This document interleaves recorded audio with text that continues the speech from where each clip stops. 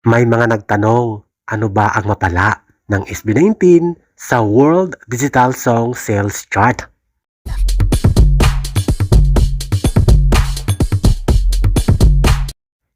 Hello 18! Welcome back to my channel. Thank you for clicking this video. Marami ang nagtanong, ano ba ang ibig sabihin ng World Digital Songs Sales Chart?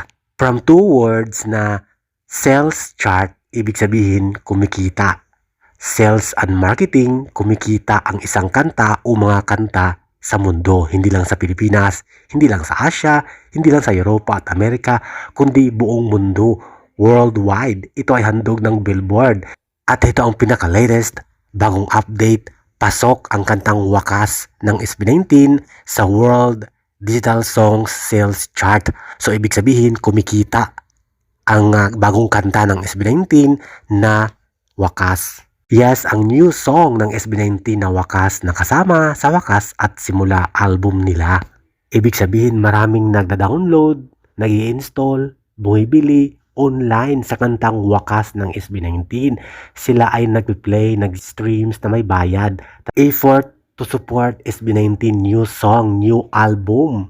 Hindi lang emotionally, kundi financially. Talagang nagbayad sila para sumuporta. At ito nga ang resulta. Pasok ang Wakas sa World Digital Song Sales Chart.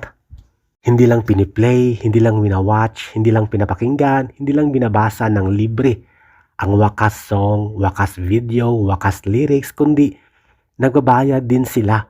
Ang 18, ang fans, nagpiplay online na may bayad, download, streams, pag-review, o diba talagang very supportive ang ating 18 all over the world, hindi lang sa Pilipinas at sa Asia.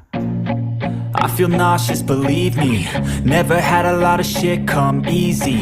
Had to work hard, struggle just to be me. Had to rise up just so they could see me. Thank you for watching, guys. See you in the next video and update. Please like and subscribe to my channel. Keep watching. God bless everyone, and always remember, be yourself and be a good one.